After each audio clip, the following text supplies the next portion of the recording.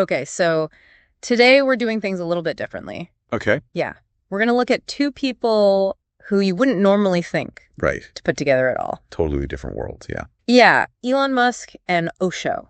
Okay. So we've got a lot of information about both of them from different places, and we want to kind of pull out like the most interesting parts of their lives and their main ideas. Yeah. Looking at those key moments. Yeah, and just see like what we can learn by comparing them side by side, even though they seem so different. Right. What resonates for you, the listener? Right, exactly. So Elon Musk, I think a lot of people think of him as this revolutionary entrepreneur. Yeah, the ultimate. Yeah. And the sources that we have go all the way back to his childhood, which was apparently pretty difficult, and then go through, his early businesses, Zip2 and PayPal, Of course, yeah. and then into those huge leaps like with SpaceX and electric vehicles with Tesla. Yeah, it's amazing. And then, of course, you can't leave out his more recent things like Neuralink, the boring company. Right, and OpenAI. Yes.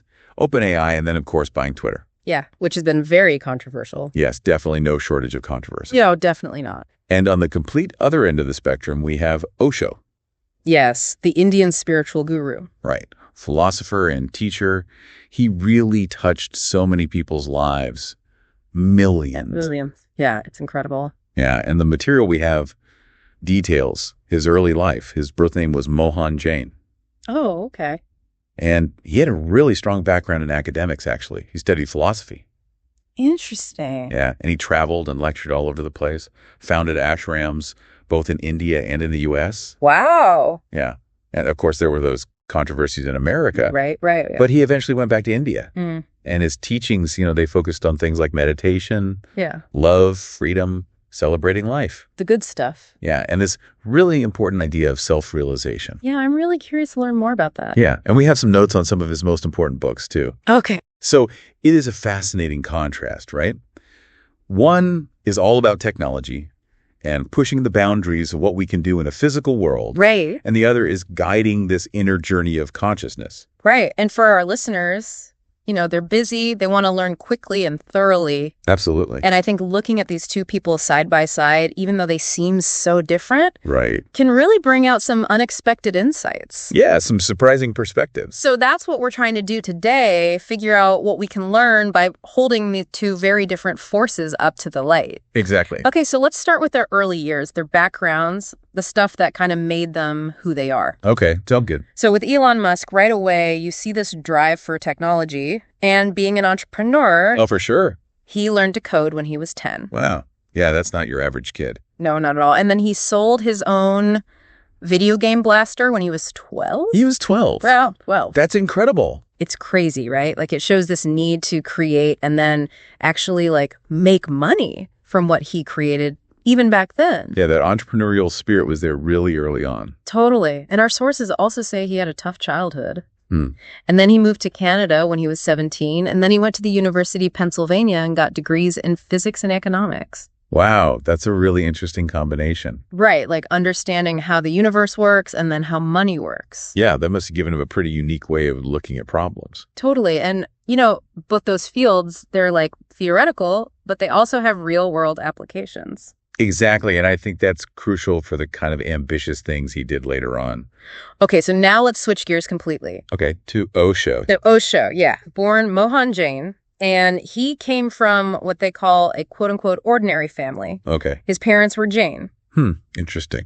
But what's interesting is that even when he was young, he had his own way of thinking about religion and spirituality. Right, he wasn't just following what he was told. Exactly, he was already questioning things. It seems like questioning the status quo was a theme for both of them even early on. Yeah, good point. And Osho also did really well in school. He got his master's degree in philosophy and even taught it for a bit at a university. So both of them had this really strong intellectual foundation. Yeah, but in such different areas. Right. What do you think is the common thread there? I think it's this deep curiosity they both had. Yeah. This desire to understand the world around them. Right, whether it's through code like Musk or through philosophy like Osho. Exactly. And also maybe this kind of like a little bit of rebelliousness. No, yeah, for sure. Like they weren't afraid to challenge what everyone else was doing or thinking. Yeah, so you can kind of see those early signs of what they would become later on. Absolutely. Those seeds were planted. Okay, so now let's look at how that actually played out in their early successes, which again were totally different. Okay. So for Musk, it's all about those entrepreneurial wins. Right. He had some big ones early on. Yeah, this is huge. So Zip2, his first big company, it was all about online business directories and maps. Yeah, I remember. And Compaq bought it for almost $300 million. That's a lot of money.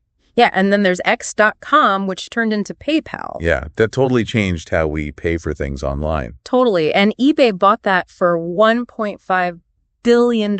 So he was already a billionaire by then. Yeah, basically. And this whole period, it really solidified him in the business world. Yeah, it showed he could come up with these ideas and actually make them work on a huge scale. Totally. It wasn't just about the money. It was about proving that his ideas could change things. Right. He wasn't just a dreamer. He was a doer. Exactly. Okay, so now contrast that with Osho's early quote-unquote success, which was on a whole other level, a spiritual level. Right. A completely different kind of success. So he was inspired by different spiritual teachers, and he started giving lectures all over India and in other countries. Wow. Traveling the world. Yeah, and he talked about things like non-traditional religion, yoga meditation, and having a new perspective on life. So he was already challenging traditional ways of thinking about spirituality. Yeah, he really emphasized living life to the fullest and freeing your mind.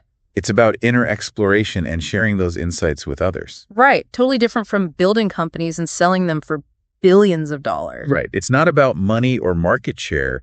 It's about how many people connect with your message. Exactly. So it's like two different ways of measuring success. Exactly. And I think that's one of the things that makes this comparison so interesting. Okay, so this is where things get really interesting. Okay. Both of them started doing things that were totally unconventional in their own fields. Okay, let's hear it. So Musk, he founded SpaceX. SpaceX, yeah, the space exploration company. Right, and this is the guy who made a fortune in the digital world, and now he wants to make space travel affordable and sustainable. With the ultimate goal of colonizing Mars. Exactly. I mean, that's huge. It is huge. And remember those early Falcon 1 launches? They failed. Oh, yeah, those were nerve-wracking times. Totally. But then the fourth launch in 2008, that was the one that worked. Yeah, that was a major turning point. And then they got that huge contract with NASA. That really put SpaceX on the map. Yeah, so what does that tell you about Musk? I mean, the guy's got some serious ambition. Yeah. He's willing to take massive risks to achieve these big long-term goals. And he's not afraid to fail. And learn from those failures. Exactly. Okay, so now let's look at Osho's unconventional move. Okay. He established his ashram in Pune in 1974. The ashram in India. Yeah, and it became this global hub for spiritual seekers. People coming from all over. Yeah, to learn meditation, yoga, self-awareness. So he was creating a space for people to explore their inner world. Exactly. And he really focused on living life to the fullest and finding mental freedom within that ashram environment. So in a way, he was also building something from the ground up. Yeah, a community centered around his ideas and practices. Right, a different kind of frontier, the inner landscape of the mind. And it was really different from those traditional spiritual communities. Yeah, it was more modern, more inclusive. More focused on celebration. Right, and that made it really appealing to a lot of people. Yeah. But also pretty controversial for some. Yeah, it's always like that when you challenge the norm. Exactly. Okay, so let's dig into how they disrupted things even more. Okay, let's get into it. So for Musk, our source focuses on Tesla. Ah, Tesla, the electric car company. Yeah, and he didn't start it, but he came in as an investor and quickly became CEO. Okay. And he really pushed this idea of disrupting the car industry, making electric vehicles the norm. Which was a pretty bold move back then. Totally, gas-powered cars were king, and they faced a lot of challenges like money problems and production issues. Right, building cars is not easy. Not at all. But then they released the Model S in 2012. That was a game changer. Yeah, it proved that electric cars could be luxurious, high-performing, and something that people actually wanted to buy. It wasn't just a niche thing anymore. Exactly. And now look at Tesla. They're leading the whole electric vehicle revolution. Yeah, Musk basically forced the entire car industry to rethink the future. Totally. And they had to scramble to catch up. Exactly. Okay, so Osho's way of disrupting things was by expanding his spiritual influence. Okay. He moved to the United States in 1981 and started a new ashram in Oregon. So he was taking his teachings to a wider audience. Exactly. And he was experimenting with new ways of communal living based on his ideas. Interesting. But this is also when things got really controversial. Ah, the Oregon Ranch. Yeah, there were legal issues, and he ended up being forced to leave the U.S. in 1985 and go back to India. Yeah, that was a pretty tumultuous period. Totally. And it seems like his unconventional approach and the community that grew around him faced a lot of pushback. Yeah, it's often like that when you challenge this established way of doing things. Definitely. So it's a reminder that change can be messy and it doesn't always go smoothly. Okay, so moving into their later years, Musk just kept on innovating in all these different areas. Yeah, he's never stopped. No. So our source mentions Neuralink, which is about creating a direct connection between the human brain and AI. Wow, that's some next level stuff. Right. Like imagine being able to treat brain disorders or even enhance human abilities with technology. It's mind-blowing. Totally. And then there's the Boring Company, which wants to build tunnels underground to solve traffic problems. Oh, yeah, I've heard about that. So instead of sitting in traffic, you could zoom through these tunnels. That would be amazing. Right. And then there's OpenAI, which is focused on making sure that AI is used for good. Yeah, that's a really important issue. Totally. And of course, there's Twitter, which he bought in 2022 and said he wanted to make it a platform for free speech. Which, as we know, has been extremely controversial. Yeah, it seems like whatever Musk does, it creates a lot of debate. He's definitely not afraid to shake things up. Not at all. Yeah.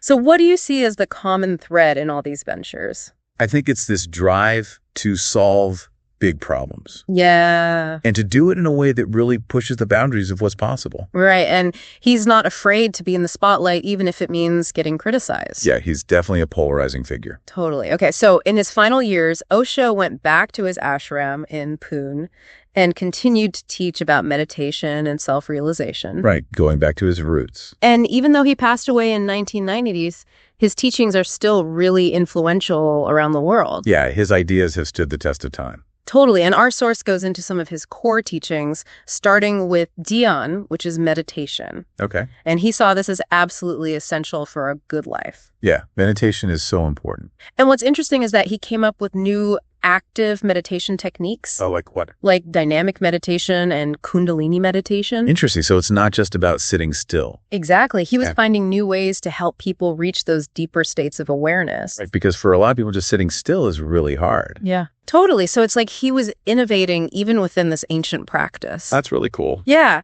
And then there's Prem and Swatada, which are love and freedom.